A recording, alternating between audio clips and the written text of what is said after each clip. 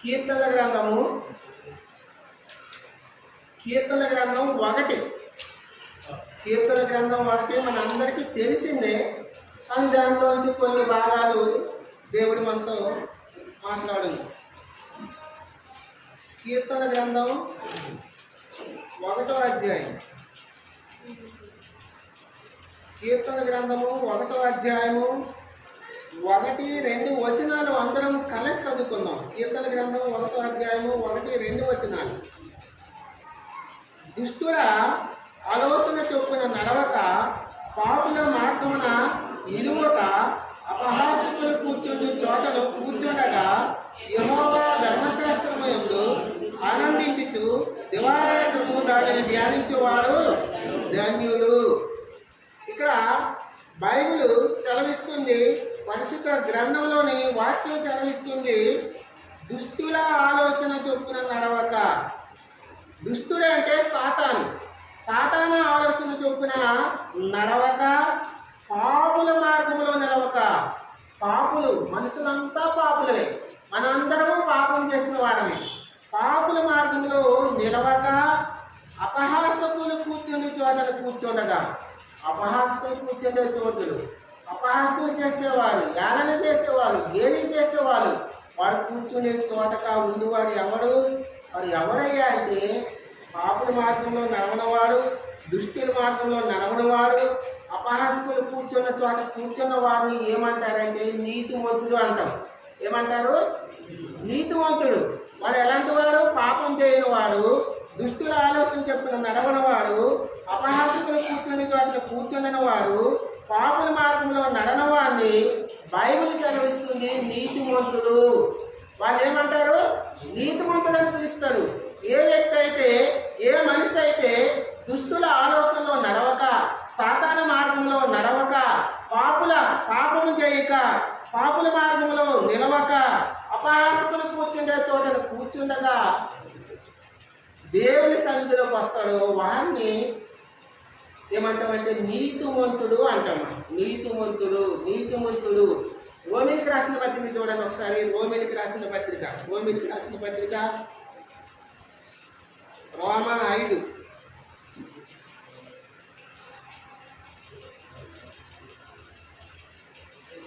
రోమా 5:8-9 చదువుకుందాం. అయితే దేవుడు మన ఎడల తన ప్రేమను వెల్లడిపరుచున్నాడు. ఎట్లనగా మనమెక్కను పాపులమై ఉండగానే క్రీస్తు మన కొరకు చనిపోయాను. కాబట్టి ఆయన రక్తం వల్ల ఇప్పుడు నీతిమంతులుగా తీర్చబడి మరింత నిత్యంగా ఆయన ద్వారా ఉగ్రత నుంచి రక్షింపబడుతుంది. మనం పాపులుగా ఉండగానే ప్రభు ఈ లోకానికి వచ్చి, నేను ఆ పాపాల కోసం, మన జన్మ పాపలము, కర్మ పాపలము, మనందరి పాపాల నిమిత్తము ఆయన రక్తం కార్చి మరణించి తిరిగి లేచి ఆ రక్తము ద్వారా, పరిశుద్ధ రక్తము ద్వారా నిన్ను నన్ను నీతిమంతులుగా చేశాడు. నిన్ను నన్ను ఎట్లా చేశాడు? నీతిమంతులుగా చేశాడు. నీతిమంతులుగా చేసుకొని అనేక దీవెనలతో, అనేక ఆశీర్వాదాలతో నిన్ను నన్ను నింపాడు ప్రభువు. పాపులమైన మనము దుష్టుల ఆలోచన చొప్పున నడిచే నిన్ను నన్ను, పాపం చేస్తే నిన్ను నన్ను, అపహాసకులు కూర్చుండే చోట్ల కూర్చుండే నిన్ను నన్ను ఆయన రక్తము ద్వారా పరిశుద్ధపరిచి, పవిత్రపరిచి నిన్ను నన్ను ఆయన నీతిమంతులుగా మార్చాడు. ఎలా మార్చాడు? నీతిమంతులుగా మార్చాడు. ఈ దినం మన అవసరం ఏంటంటే, ఆరాధన కోసం మన అవసరం ఏంటంటే, నీతిమంతులకు దేవుడు ఇచ్చే ఆశీర్వాదాలు ఎట్టివి? నీతిమంతులకు దేవుడు ఇచ్చే ఆశీర్వాదాలు ఎలాంటివి? ఎట్టివి? నీతిమంతులకు దేవుడు ఇచ్చే ఆశీర్వాదాలు ఎలాంటివి? అది మనం అవసరం. నీతిమంతులకు దేవుడు ఇచ్చే ఆశీర్వాదాలు ఎలాంటి ఆశీర్వాదాలు ప్రభువు నీకు నాకు నీతిమంతులుగా చేసుకొని ఇచ్చాడనేది మన వర్తమానము. మనము దేవుని నడిపింపు కోసం చిన్న ప్రార్థన చేసుకుందాం. చిన్న ప్రార్థన. పరిశుద్ధుడ, ప్రేమ కలిగిన ప్రియ పరలోకపు తండ్రి, యేసయ్యానికి స్తోత్రాలు, వందనాలు, స్తుతులు చెల్లించుకుంటున్నాం ప్రభా. ఇదిగో తండ్రి, ఇంతవరకు పాటల ద్వారా మహిమ పొందుకున్నాను. నీకు స్తోత్రాలు, వందనాలు, స్తుతులు చెల్లించుకుంటున్నాం దేవా. ఇదిగో తండ్రి ఆరాధన వర్తమానంలో ప్రభా విషయాన్ని సన్నిధి నాకు తోడుగా ఉంచి సాయం చేయమని నీ అభిషేకం వచ్చమని కూర్చున్న నీ ప్రజలకి బోధించే యోగ్యత లేని వాడిని దుమ్ము లాంటి వాడిని ప్రభా అయోగ్యుని ప్రభా కలిగి కొడుకు సాయం చేయమని నన్ను బలపరచమని ప్రభా ఎలా ఆరాధన చేయాలో మాతో మాట్లాడి మహిమ పొందుకోమని యేసు నామములో అడిగి వేడుకుంటున్నాం పరలోకపు తండ్రి ఆమేన్. ఇంకొక మారు కీర్తన గ్రంథం 1-2 చదువుకుందాం. దుష్టుల ఆలోచన చొప్పున నడవక, పాపుల మార్గమున నిలువక, అపహాసకులు కూర్చుని చోటను కూర్చుండక, యెహోవా ధర్మశాస్త్రమునందు ఆనందించు దివారాత్రము దానిని ధ్యానించేవాడు ధన్యుడు. అలాంటి వాడు ఏమంటారు బైబిల్ ప్రకారము? నీతిమంతుడు. ఎవరైనా దుష్టుల ఆలోచనలో నడవలేదు, పాపుల మార్గంలో నిలవలేదు, అపాస్తులు కూర్చుండే చోట్ల కూర్చునలేదు, అట్టివాడిని బైబిల్ నీతిమంతుడు అంటుంది. అట్టివాడిని బైబిల్ ఏమంటుంది? నీతిమంతుడు. మనం నీతిమంతుడు ఎట్లా అయ్యామని అంటే ఆయన కాచిన పరిశుద్ధమైన రక్తం ద్వారా నేను నీతిమంతుడిగా మార్చబడ్డాము. మన అవసరం ఏంటంటే నీతిమంతులకు దేవుడు ఇచ్చిన ఆశీర్వాదాలు ఎలాంటివి, నీతిమంతులకు దేవుడు ఇచ్చిన ఆశీర్వాదాలు ఎలాంటివి అనేది మొట్టమొదటిగా చూద్దాం. చూడండి, కీర్తన గ్రంథము 1:3 చదవండి బిగ్గరగా. అతడు నీటి కాలువల యొరను నాటబడినదై ఆకు వాడక తన కాలమందు ఫలమిచ్చి చెట్టు వలె ఉండును. చాలు. నీతిమంతులకు దేవుడు ఇచ్చే మొట్టమొదటి ఆశీర్వాదం ఏంటంటే నీటి కాలువల యొరను నాటబడినదై. నీటి కాలువల యొరన అంటే మనము దేవుని సన్నిధిలో నిలిచి ఉండేవారుగా ఉంచుతాం. ఒకప్పుడు నేను నీటి కాలువల యొరను నాటబడింది అంటే దేవుని సన్నిధిలోకి వచ్చి దేవుణ్ణి ఆరాధించేవారుగా చేస్తున్నారని మాట. అర్థం. నీటి కాలువల యొరను నాటబడింది అంటే దేవుని సన్నిధికి వచ్చి దేవునితో కనెక్ట్ అయి ఉండి దేవుని సన్నిధిలో ఉండేవారుగా చేస్తున్నాడు. ఒకప్పుడు మనం ఎలా ఉండేవాళ్ళం తెలుసా? ఒకప్పుడు కట్టిపోయిన గొర్రెల వలె మనకి ఇష్టానుసారంగా మనకి నచ్చిన రీతిలో లోకంలో పాపంలో అపహాసకులు కూర్చుండే చోట మనం కూర్చున్న నన్ను ఈ దినము దేవుని సన్నిధికి నడిపించి దేవునికి దూరస్తులుగా ఉన్న నన్ను దేవునికి సన్నిధికి నడిపించి మొట్టమొదటిగా ఆయన ఆరాధించే ధన్యకరమైన జీవితం ఇచ్చాడు. నీతిమంతుడికి ఆయన ఇచ్చే మొట్టమొదటి ఆశీర్వాదం ఏంటంటే దేవునితో కనెక్ట్ అయి ఉంటాం, దేవుని సన్నిధికి నడిపించాడు. అందుని బట్టి ప్రభా ఒకప్పుడు నేను తప్పిపోయిన గురువలే నా ఇష్టానుసారంగా పాపములో లోకములో అపవిత్రమైన జీవితములో అపాస్కులు కూర్చుండే చోట కూర్చున్న నన్ను ఈ దినము నీ సన్నిధిని నడిపించావు, నిన్ను ఆరాధించే భాగ్యం నాకు ఇచ్చావు. అందుని బట్టి నీకు వందనాలు. అందుని బట్టి నిన్ను ఆరాధిస్తున్నా. ఒకప్పుడు నేను నీకు దూరస్తుడిగా ఉన్నా, ఇప్పుడు నీ సన్నిధికి నడిపించావు, నిన్ను ఆరాధించే ధన్యకరమైన జీవితం నాకు ఇచ్చావు. అందుని బట్టి నీకు వందనాలు ప్రభా అని ఆయన ఆరాధన చేయాలి. మొట్టమొదటిగా ఆ నీతిమంతులకు దేవుడిచ్చే మొట్టమొదటి ఆశీర్వాదం ఏంటంటే నీటి కాలువల ద్వారాను నాటబడినది. అంటే నీటి కాలువల ద్వారా అంటే తన సన్నిధికి నడిపించాడు. తన సన్నిధికి నడిపించి వాక్యములో నువ్వు నిలిచి ఉండేటట్టు చేస్తావు. దేవుని సన్నిధిలో నిలిచి ఉండేటట్టుగా నేను చేశాడు. దూరంగా ఉన్న నిన్ను సమీపస్తునిగా చేసి ఆయన సన్నిధిలో నడిపించాడు. అందుని బట్టి ఆయనకు ఆరాధన చేయాలి. మనం అందుని బట్టి ఆయనకు ఆరాధన చేయాలి. రెండోదిగా చూద్దాం, నీతిమంతులకు దేవుడిచ్చే రెండో ఆశీర్వాదం చూద్దాం.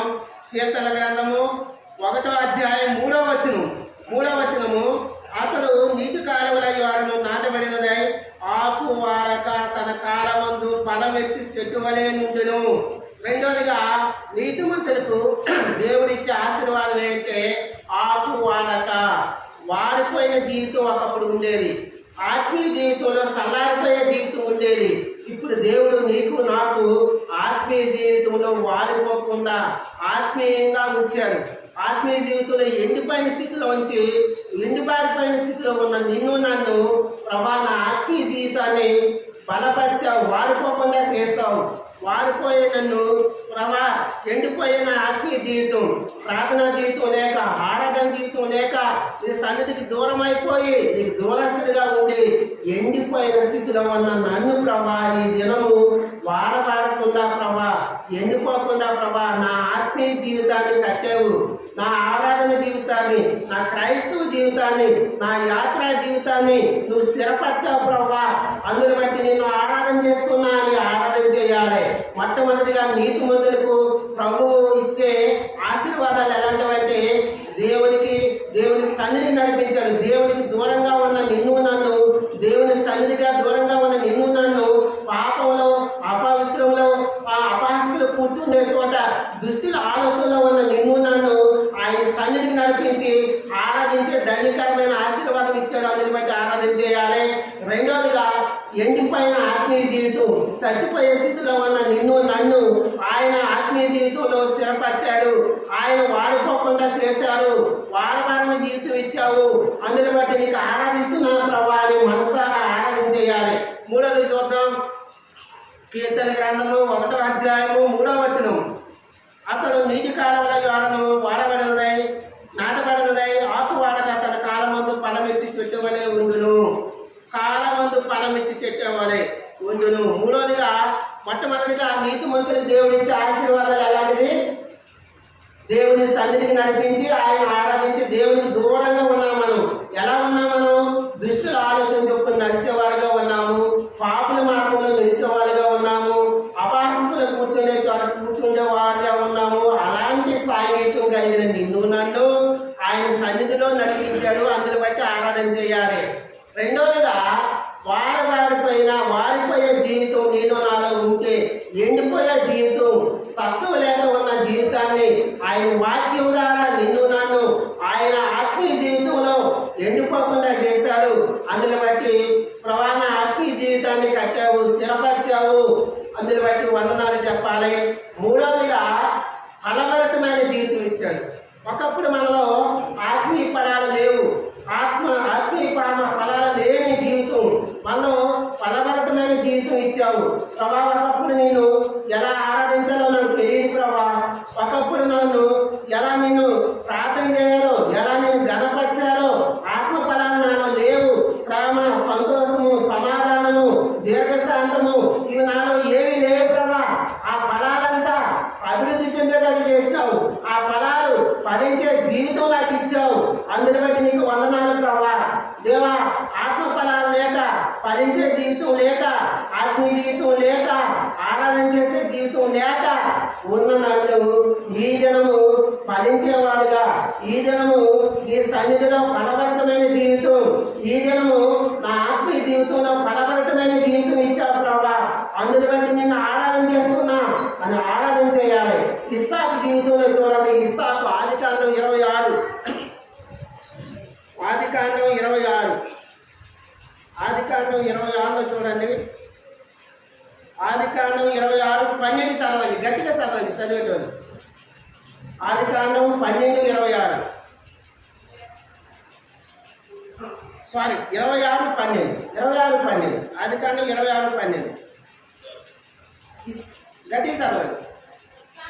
ఇస్సాకు ఆ దేశమందు ఉన్నవాడై విత్తనం వేసి ఆ సంవత్సరము 100 ఫలం ఎవరైనా పొందారా అంటే ఎవరు పొందారు? ఇస్సాకు. అబ్రహాము కుమారుడైన ఇస్సాకు 100 ఫలాన్ని పొందాడు. ప్రేమ దేవుని బిడ్డలారా, నేను ఆ జీవితంలో ఫలభరితమైన జీవితం ఒకప్పుడు లేదు. ఇప్పుడు నన్ను ఫలింపు చేస్తున్నావు ప్రభా. నా ఆత్మీయ జీవితంలో, నా భౌతికమైన జీవితంలో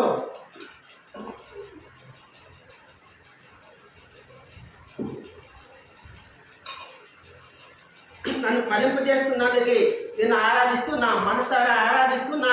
నాలో ఫలభరితమైన జీవితం లేదు, నా జీవితంలో ఫలింపు చేస్తావు ప్రభా. అందుని బట్టి నిన్ను ఆరాధిస్తున్నాను. ఆయన గణపరచాలి, ఆయన ఆరాధన చేయాలి.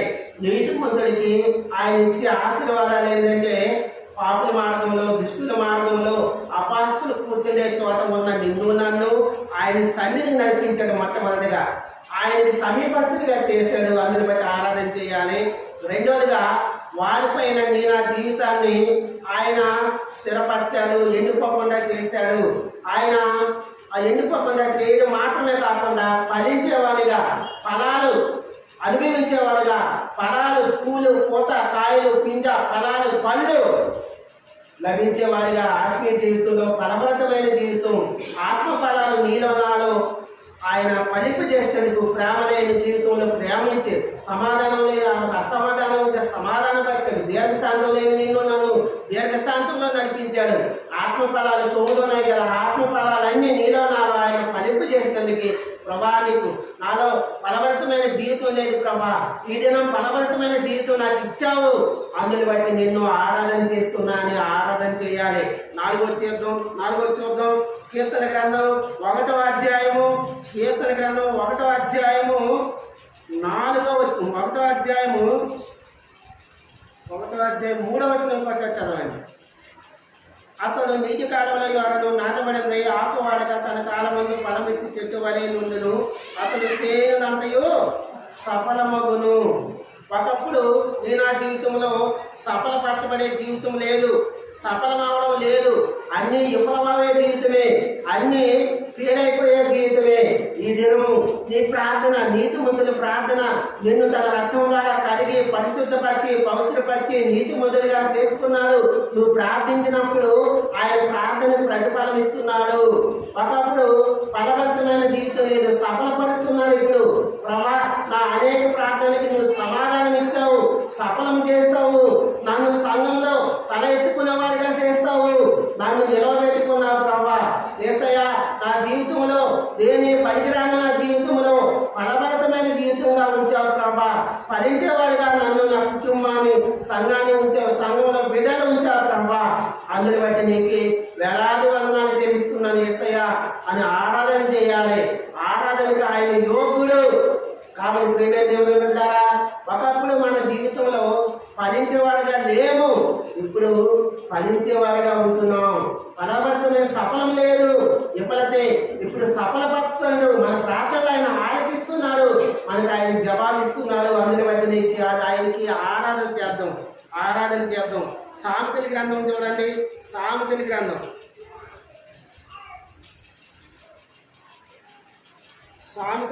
11వ అధ్యాయం.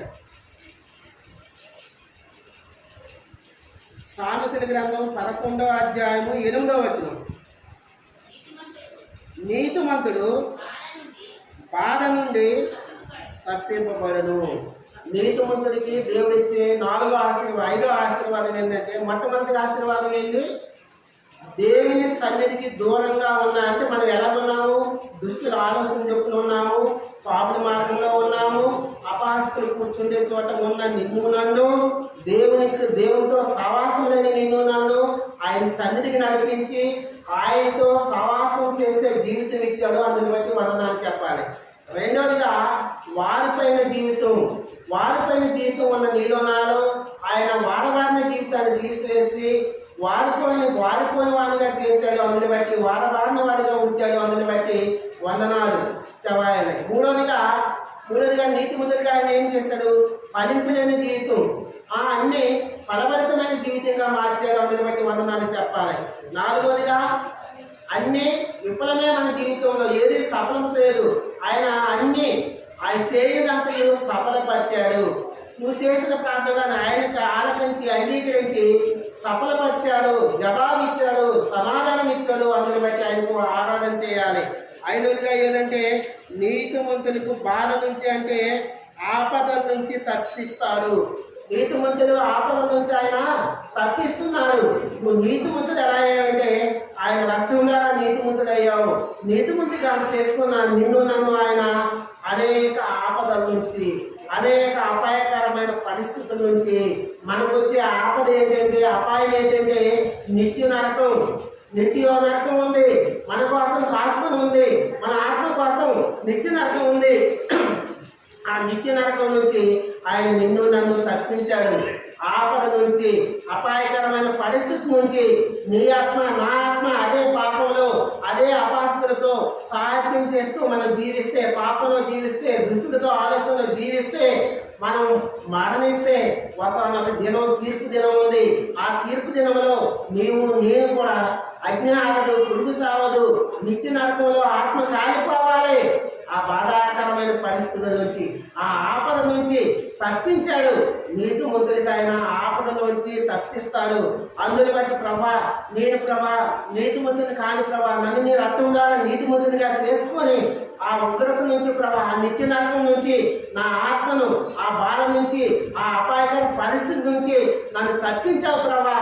అందుని బట్టి నేను ఆరాధన చేస్తున్నానని ఆయనకు ఆరాధన చేయాలి. ఐదోదిగా ఆపదల నుంచి తప్పించబడతాడు. అది దేవుడిచ్చే ఆశీర్వాదం. ఐదోది ఏంటంటే అపాయకరమైన పరిస్థితుల నుంచి, ఆ నిత్య నరకం నుంచి ఆయన తప్పించినందుకు ప్రభా నేను వందనాలను ఆరాధన చేయాలి. ఆరోగ్యంగా చూద్దాం సామెతల గ్రంథము 12వ అధ్యాయము, సామెతల గ్రంథం 12వ అధ్యాయము 26వ వచనం చూద్దాం. 12:26 నీతిమంతుడు తన పొరుగు వారికి దారి చూపును. నిన్ను నన్ను ఆయన నీతిమంతుడిగా చేసి దారి చూపే మార్గం, పొరుగు వారికి దారి చూపే. ఒకప్పుడు నా జీవితము మనం ఏ దారిలో పోతున్నామో తెలియదు, మనం తప్పిపోయిన గొర్రె ఎలా పోతుందో తెలియదు. అలా ఉన్నప్పుడు యేసు ప్రభు ఈ లోకానికి వచ్చి నేను ఆ పాపాల కోసము, అపరాధాల కోసము ఆయన మరణించి ఆయన జీవ మార్గంలో నేనే మార్గము, నేనే జీవము, నేనే సత్యము అన్నాడు. ఆ జీవ మార్గము, ఆ సత్య మార్గము, ఆ నీతి మార్గము, ఆ పరలోక మార్గాన్ని నీకు నాకు ఆయన ఇచ్చాడు. ఆయన పొరుగు వారికి దారి చూపించడం ఎలాగో, ఈ పొరుగు వారి దారి తప్పిపోతే ఇప్పుడు అది సరైన మార్గం కాదు, అది నీతి మార్గం కాదు, అది యథార్థమైన మార్గం కాదు. ఇదిగో దేవుని మార్గం ఇది, ప్రభువు చూపించిన మార్గం ఇది. ఈ మార్గంలో నువ్వు నడిస్తే నువ్వు పరలోక రాజ్యంలో ఉంటావని నీకు పొరుగు వారికి దారి చెప్పేవారిగా. ఒకప్పుడు పొరుగువారు కాదు, మనకే దారి తెలియదు. మనం ఏ మార్గంలో నడుస్తున్నాము, మనం మూల మార్గంలో నడుస్తున్నాము, రాతి మార్గంలో నడుస్తున్నాము, ఎలాంటి మార్గంలో నడుస్తున్నామో తెలియని స్థితిలో ఉన్న నిన్ను నన్ను ఈ దినము ప్రభువు పొరుగు వారికి, నీతిమంతుడు తన పొరుగు వారికి దారి చూపే విధంగా నిన్ను నన్ను మంచి మార్గంలో నడిపించావు ప్రభా. ఒకప్పుడు చెట్ట మార్గంలో, ముళ్ళ మార్గంలో, ఇరుకైన ముళ్ళ మార్గంలో ప్రభా, విశాల మార్గంలో నడుస్తున్న నా జీవితాన్ని నీ నీతి మార్గంలో, నీ రాజమార్గంలో నన్ను నడిపిస్తున్నావు ప్రభా. ఆ పరలోక రాజ్య మార్గంలో నన్ను నడిపిస్తున్నావు దేవా. పొరుగు వారికి దారి చూపని స్థితిలో ఉన్న నన్ను పొరుగు వారికి దారి చూపించే ఏ మార్గం క్షేమమో, ఏ మార్గం దేవుని మార్గమో ఈ దినం తెలియజేస్తావయ్యా. అందుని బట్టి నీకు వందనాలు తెలుస్తాం ప్రభా అని ఆయన ఆరాధన చేయాలి. నీతి మంతులకు దేవుడిచ్చే ఆశీర్వాదాలు మొట్టమొదటిగా దేవుని సన్నిధిలో నడిపించి ఆయన ఆరాధించే ధన్యకరమైన జయంతులు నీకు ఇచ్చాడు. అందుని బట్టి ఆరాధన చేయాలి. రెండోదిగా వాడిపోతున్న నీ జీవితాన్ని, చల్లారిపోతున్న నీ జీవితాన్ని ఆయన వాడిపోకుండా చేస్తాడు. అందుని బట్టి ఆరాధన చేయాలి. మూడోదిగా మనం ఫలించలేని జీవితం ఉన్న నీ జీవితాన్ని ఆయన ఫలింపు చేస్తాడు. అందుని బట్టి ఆరాధన చేయాలి. నాలుగోదిగా అన్నిట్లో విఫలమైపోతున్న నిన్ను నన్ను ఈరోజు సాతాను పని విజయాన్ని ఇచ్చాడు, సఫలం చేస్తాడు. నేను ఆ ప్రార్థన ఆయన సఫలం చేస్తాడు. అందుని బట్టి ఆయన ఆరాధన చేయాలి. ఐదోదిగా బాధలోంచి, ఆపదలోంచి ఆయన నీతిమంతులు తప్పిస్తున్నాడు. ఎన్నోసార్లు ఎన్నో అపాయకరమైన పరిస్థితుల నుంచి, ఎన్నో ప్రాణభయంకరమైన పరిస్థితుల నుంచి ఆయన నిన్ను నన్ను తప్పించాడు. అందుని బట్టి ఆయనకు ఆరాధన చేయాలి. ఆరోదిగా మనం ఏ మార్గంలో నడవాలో తెలియక ఉన్నప్పుడు నీతి మార్గంలో ఆయన నడిపించాడు. నీతిమంతులు తన పొరుగు వారికి దారి చూపే విధంగా మనకే ఏ దారి అవ్వాలో తెలియని స్థితిలో మనకి ఏ మార్గం మంచిదో, ఏది నీతి అయిన మార్గమో, ఏది రాజమార్గమో, ఏది దేవుని మార్గమో, ఏది మంచి మార్గమో మనకి తెలియపరుస్తాడు. ఏది చెడ్డ మార్గమో మనల్ని తెలియపరిచినందుకు ఆయనకు ఆరాధన చేయాలి. ఆయనకి ఆరాధన చేయాలి. చివరిగా ఒక మాట చూసుకొని మనం ఆరాధనలో ప్రవేశిద్దాము. సామెతల గ్రంథం 13వ అధ్యాయం చూడండి. సామెతల గ్రంథము 13వ అధ్యాయము 9వ వచనం చూడండి. సామెతల గ్రంథం 13:9 బిగ్గరగా చదవండి. అక్క నీతిమంతుల వెలుగు తేజరెల్లును, భక్తిహీనుల దీపము నీతిమంతులకు ఆయన ఇచ్చే ఆశీర్వాదం చాలా ఉన్నాయి. మనం ఒక వీడియో ధ్యానిస్తున్నాం. నీతిమంతులకు ఆయన ఇచ్చే ఆశీర్వాదం ఏంటంటే, నీతిమంతులు వెలుగు తేజరిల్లును. ఏమవుతుందట? తేజరిల్లుద్ది. తేజరిల్లు అంటే ప్రకాశమానమైన వెలుగుతో, మహిమతో నింపబడదు. దేవుని యొక్క తేజరం, దేవుని యొక్క మహిమ. నీతిమంతులు ఎవరైతే పాపాలు ఒప్పుకున్నారో, ఎవరైతే దుష్టిలో నివసించే దుష్టుల ఆలస్యంలో నడవలేదు, ఎవరైతే పాప మార్గంలో నడవలేదు, ఎవరైతే అపహాసకులు కూర్చోలే చోట్ల కూర్చోలేదు, ప్రతి వాడంటే వాడు నీతిమంతుడు. నీతిమంతుడు మనం ఎలా అయ్యామండి? ఆయన రక్తం వల్ల నీతిమంతులు అయ్యాము. ఆ నీతిమంతులకు దేవుడు ఇచ్చే ఆశీర్వాదం ఏంటంటే, నీతిమంతుల వెలుగు తేజరిల్లును. నిన్ను తేజరిల్ల చేస్తాడు ఆయన. నిన్ను ఆయన మహిమతో నింపుతాడు. ఆయన స్వరూపంతో నిన్ను నింపుతాడు. మోసే సేనాయి పర్వతం పైన 40 దినాలు ఉపవాసం ఉన్నప్పుడు ఆయన యొక్క తేజస్సు పొందుకున్నాడు, దేవుని యొక్క మహిమ పొందుకున్నాడు. ఆ మహిమ ఆయన చుట్టూ కట్టి ఉన్నట్లా నిన్ను కూడా మహిమతో నింపుతాడు. తేజరిల్ల జీవితం ప్రకాశమానమైన వెలుగుతో నింపుతాడు. యేసయ్యా, నేను చీకట్లో, పాపంలో, అపవిత్రంలో జీవించిన నా జీవితాన్ని ఈ దినం ప్రభా వెలుగు మహిమతో నింపా ప్రభా. ఈ దినం తేజరిల్లే ప్రకాశమానమైన జీవితం నీ మహిమతో నన్ను నింపా ప్రభా. అందులో బట్టి నిన్ను ఆరాధన చేస్తున్నాను. ఆయనకు ఆరాధన చేయాలి. తేజరిల్లే జీవితం మనకి ఇచ్చాడు. చీకట్లో, పాపంలో, నిత్య నరకాలకు పాతలుగా ఉన్న నిన్ను నన్ను ఈ దినము ఆయన మహిమతో నింపుతున్నాడు. ఆయన తేజరిల్ల చేస్తున్నాడు. ఆ ప్రకాశమానమైన వెలుగుతో నింపుతున్నాడు. ప్రేమైన దేవుని కదా, నువ్వు దేవుని సన్నిధికి వచ్చిన నిన్ను నన్ను ఆయన రక్తంలో కడిగి పరిశుద్ధపరిచి, పవిత్రపరిచి, నీతిమంతుడిగా చేసి తేజరిల్ల జీవితం ఇచ్చాడు. తేజరిల్లని చీకట్లో ఉన్న నిన్ను నన్ను పరిశుద్ధపరిచి ప్రకాశమానమైన వెలుగుతో నిన్ను నన్ను ఆయన నింపాడు. అందులో బట్టి ఆయనకు ఆరాధన చేయాలి. మనం ఆరాధన చేయాలి.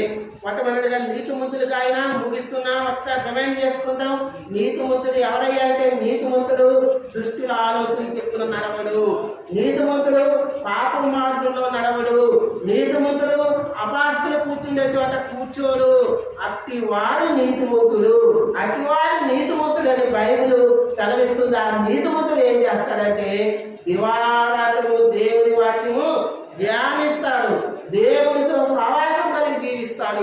మనం నీతిమంతులు ఎలా అయ్యామంటే, ఆయన రక్తం వల్ల నీతిమంతులయ్యాం. నీతిమంతులకి ప్రభువు, నీతిమంతులకి దేవుడు ఇచ్చే ఆశీర్వాదాలు ఏంటి మన అవసరం? మొట్టమొదటిగా నీతిమంతులకి దేవుడు ఇచ్చే ఆశీర్వాదం ఏంటంటే, దేవుని సన్నిధికి వచ్చి ఆరాధించే ధన్యకరమైన జీవితం ఇచ్చాడు. ఒకప్పుడు దూరస్తులుగా ఉన్నాం. దేవుని సన్నిధికి వచ్చే యోగ్యత లేని నిన్ను నన్ను ఆయన సన్నిధికి నడిపించి వాక్యం ద్వారా విని, ఆలకించి, ధ్యానించి ఆయన ఆరాధించే జీవితం ఇచ్చాడు. అందుని బట్టి వందనాలు చెప్పాలి. రెండవదిగా, వారిపోయే ఎండిపోయే జీవితము నీలో నాలో ఉంది, దాన్ని తీసేశాడు, ఫలించాడు, ఫలింపు జీవితం ఇచ్చాడు. అందుని బట్టి వందనాలు చెప్పాలి. మూడవదిగా, ఫలింపులేని నా జీవితంలో ఫలింపే జీవితం ఇచ్చాడు. ఇస్సాకు ఎలాగైతే ఆత్మీయ జీవితంలో భౌతికమైన జీవితంలో ఫలింపు చేశాడు, ఇస్సాకు ఆత్మీయ జీవితంలో ఫలింపు చేశాడు. నా జీవితంలో ఫలవంతమైన జీవితం ఇచ్చాడు. అందుని బట్టి ఆరాధన చేయాలి. నాలుగవదిగా, మనం ఏ పని చేసినా విఫలత లేదు, సఫలతే. అన్ని విఫలమైపోవడమే, సఫలత లేదు. ఈ దినము దేవుడు ఏ ప్రార్థన చేసినా, ఏ మనం చేసినా ఆయన ఆలకించి, అంగీకరించి సమాధానం ఇస్తున్నాడు, జవాబిస్తున్నాడు. అందుని బట్టి ఆయనకు ఆరాధన చేయాలి. ఐదవదిగా ఆపద నుంచి తప్పించాడు, ఆ నిత్య నరకం నుంచి తప్పించాడు నిన్ను నన్ను. అందుని బట్టి ఆరాధన చేయాలి. ఆరోదిగా, పొరుగు వారికి దారి చేయకపోతే నీతిమంతుడు పొరుగు వారికి దారి చూపును. మనం ఏది మంచి మార్గము, ఏది శ్రద్ధ మార్గమో తెలుసుకోచేశాడు. దేవుని మార్గంలో మనల్ని నడిపించాడు. అందుని బట్టి ఆయనకి ఆరాధన చేయాలి. ఏడవదిగా, చీకట్లో ప్రకాశమానమైన వెలుగు నీలో మనలో లేని స్థితిలో నిన్ను నన్ను ఆయన తేజరిల్ల చేస్తాడు. ఆయన మహిమతో నింపాడు. ప్రభానికి వందనాలని ఆయనకు ఆరాధన చేయాలి. దేవుడి కొద్ది మాటలు దీవించును గాక. ఆరాధనలో ప్రవేశిద్దాం. ఒక పాట పాడుకుందాం.